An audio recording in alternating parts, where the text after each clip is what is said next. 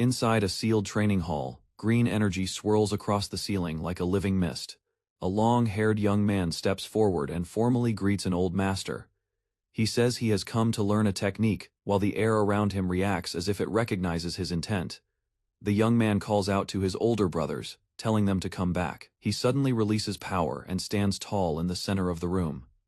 A blue-robed man facing him freezes, shocked by the sudden pressure coming from the green aura. The white-haired master, muscular, despite his age, speaks calmly. He explains that the technique he uses is not the kind of poison others fear. He asks why the young man is still carrying what people call poison energy, as if testing whether the visitor truly understands it. The young man raises his hand and examines the flow inside his body. He thinks to himself that this is the poison demon technique, used as naturally as breathing. He repeats the word poison, like he is confirming the master's claim. Close up. He answers with confidence. He says, "This," and implies it is nothing special. His expression shows he is not intimidated, as if the so-called poison is simply another tool he can control. The blue-robed man looks down at the master in disbelief. The master smiles, amused, and mutters that this is getting interesting. The mood shifts from lesson to confrontation. The young man snaps his fingers, challenging the idea that his energy is not dangerous. The gesture is small, but it carries intent, like he is daring them to test him. The blue-robed man lunges forward, trying to strike first. The room blurs with motion and green streams whip around them. The attack is fast, meant to overwhelm the young man before he can fully respond. A sharp impact echoes. The blue-robed man staggers and cries out "Father," in panic, suggesting the master has intervened or redirected the force. The strike is sudden enough to stop the charge instantly. The master raises his hand and orders the blue-robed man to step back. Then he unleashes the poison demon technique. Its green energy surges upward, like a wave, filling the hall. The display proves the poison is not weak at all, and the master is showing its true terrifying level, while the young man watches without flinching. The white-haired master studies the young man closely and says the poison he carries is not ordinary. He assumes the young man's body must have been designed to handle it. The young man stays calm, listening without denying it. The young man steps forward and bluntly asks, "How long do I need to endure?" The master reacts with surprise, as if the question itself is reckless. The green energy around them continues to press down like a test. The young man tells the master not to worry about his body. He explains that the attacks the master strengthened with chi will not affect him easily. He then points out the real problem. Poison that does not spread is meaningless, and poison training must create a body that can resist and control it at the same time. To prove his point, the young man opens his hand and draws blood using his own fingers. The movement is precise and deliberate.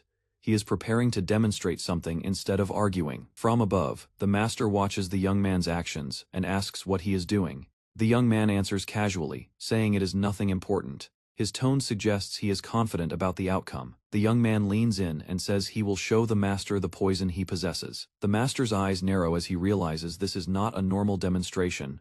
The atmosphere becomes tense.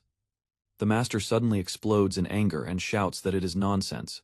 His reaction is immediate, like he believes the young man is insulting him or breaking a rule of poison cultivation. A dark memory like scene appears. A masked figure with glowing red eyes explains the true rule of poison arts. To learn poison, a person must abandon ordinary human limits and become poison itself. The story makes it clear the young man once received harsh teaching and internalized it. Back in the present, the young man's bleeding hand moves toward the master. The master mutters that this is madness and hesitates. The young man continues anyway, showing he is not afraid of consequences.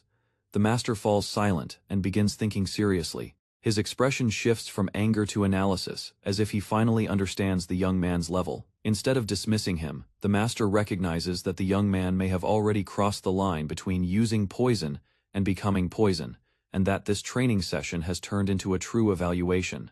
The young man extends his hand with a faint smile, and asks calmly if the master understands now. He directly calls it constitution, implying that poison is no longer something external to him. His confidence is quiet, but firm. The master, seated behind wooden bars, looks shaken. He questions whether the young man is truly poison itself. Then he asks a deeper question: what does poison really mean? Anger flashes across the master's face. He snaps back, demanding to know what the young man is saying. He mutters that what he has sought his entire life may be standing in front of him. The master's eyes sharpen as he realizes the truth. He mutters that this is not ordinary poison, but something far more dangerous. His expression mixes fear and awe. A violent surge of green and purple energy erupts around the master. His body convulses as poison reacts inside him. The force is overwhelming, bending the air and shaking the room. Blood spills from the master's mouth. His eyes widen in disbelief as his body begins to fail. The poison is no longer theoretical, it is acting inside him. The master coughs violently and staggers forward, his chest stained red. The power he once controlled now turns against him. The pressure fills the hall, silencing everything else. The master realizes the truth at last. This was no trick or bluff. The young man truly embodies poison, not as a technique, but as his nature. The realization hits too late. The poison fully erupts. The master's body arches as dark energy tears through him. His scream echoes as the consequences of his curiosity arrive all at once. The young man rushes forward and kneels beside the fallen master, calling him respectfully. The training hall falls quiet. What began as a lesson ends as a brutal confirmation. The young man has surpassed conventional poison arts, and the master has paid the price for witnessing it. The young man kneels beside the collapsed master and supports his arm. He notes that ordinary medicine will not work because poison has already spread through the master's body. He calmly states that poison has fully taken root inside him. A blue-robed man stands nearby and declares that if the young man wants to leave this place, he must do so by personally escorting the master. The condition is clear: responsibility comes before freedom. The young man reflects silently. He realizes the poison inside the master was something that could never move on its own before. Now that poison has crossed a limit, the master's life is in real danger. Standing before the master, the young man admits that if things continue like this, even treatment will be meaningless. Once the poison reaches the heart, recovery will be impossible. The master coughs violently, blood staining his beard. His breathing becomes unstable, showing that the poison is accelerating faster than expected. A woman in red appears and asks if the young man brought what she requested. She holds a needle, her presence calm but sharp. The young man answers briefly, acknowledging her. A masked figure explains that the item is a pill refined with forbidden methods. The young man tightens his grip, understanding the danger involved. This is not a normal antidote. The woman instructs him to feed the pill directly to the master. She explains it will help him control poison temporarily, allowing treatment to begin. Without hesitation, the young man places it in the master's mouth. The pill reacts violently inside the master. Purple energy gathers at his chest as poison and chi collide. The master screams as his body struggles to endure the forced balance. The master rises slightly, surrounded by intense purple light. He roars as all his internal energy is redirected to suppress the poison. The hall trembles. The young man watches closely, knowing this is the final gamble. Either the master survives by mastering the poison, or his body will collapse completely. Purple poison energy coils around the room while the young man watches the master lying down. He comments that it is severe, showing he understands the master's condition is still unstable, even after forcing control.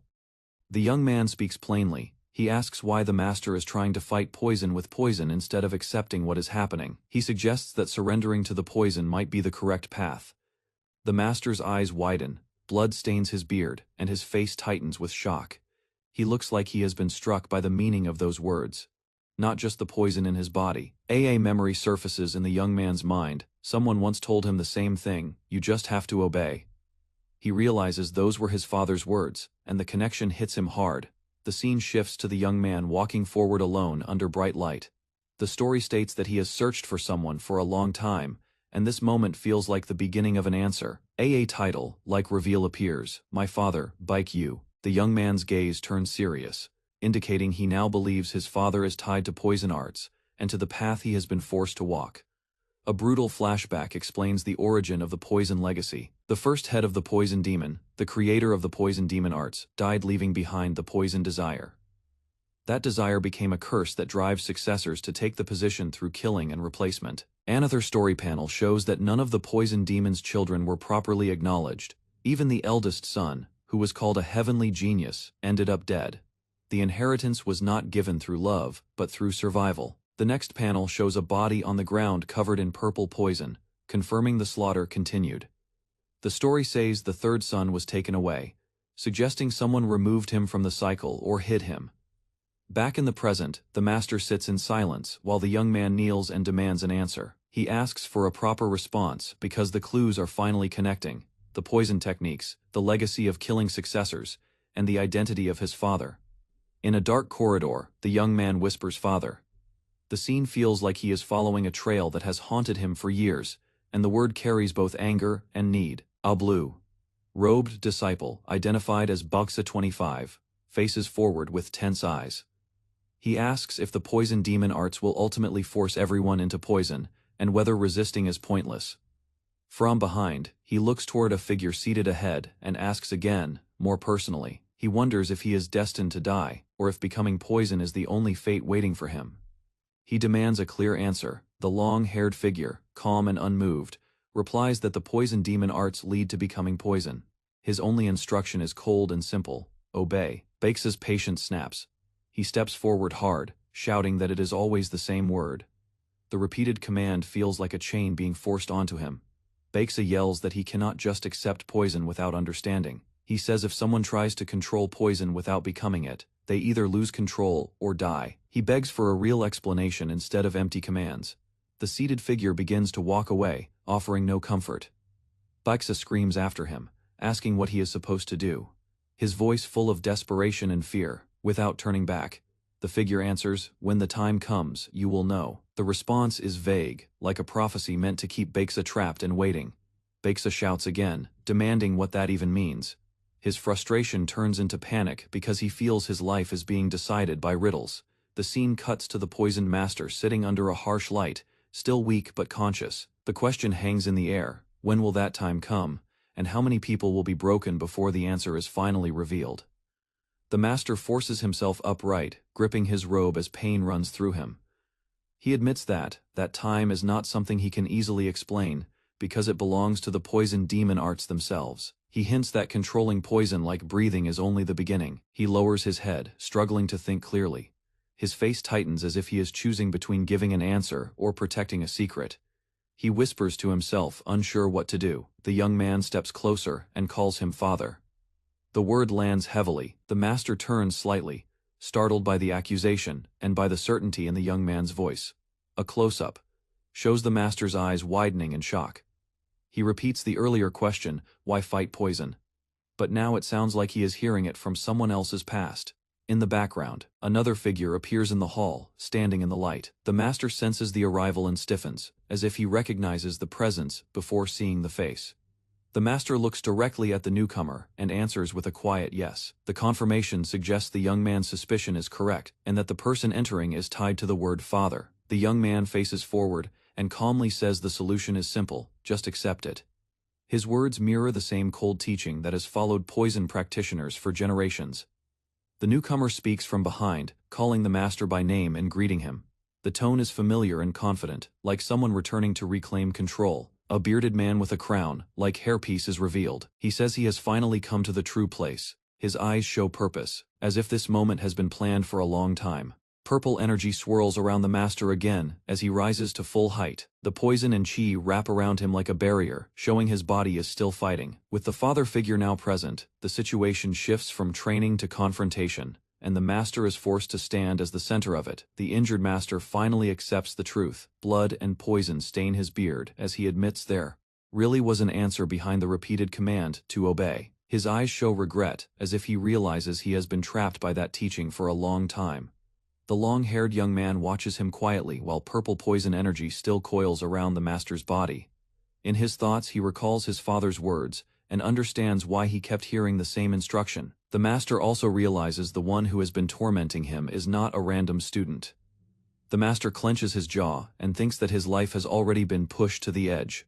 He recognizes that the person making him suffer is the same person who has been closing off every escape route. Suddenly the master rises with a burst of golden energy and shouts that it is him. The surge forces everyone to focus. His awakening is not just recovery, it is a shift into a new state, driven by survival and anger. The young man stares, shocked, realizing the master has begun to accept the poison instead of resisting it. He understands this is the stage the master could not reach before, and that the body is now changing to match the poison. The woman in red appears beside the young man and explains what is happening. She says the old symptoms were the cause, and now the master is adapting. Her calm tone suggests this result was expected, she continues, stating that the master's body is transforming to fit a new form. She reveals that this was something she had prepared long ago. It confirms the situation has been guided, not accidental. The master roars as the golden energy grows stronger, crossing a boundary. The story explains he is going beyond poison and moving toward the next level. His breathing, posture, and aura all show a complete change. The master launches forward with overwhelming force, using a powerful strike that shakes the hall. The final line calls it a bone, replacing blow, showing he has entered a dangerous new stage and is now strong enough to fight back, turning the lesson into a real battle.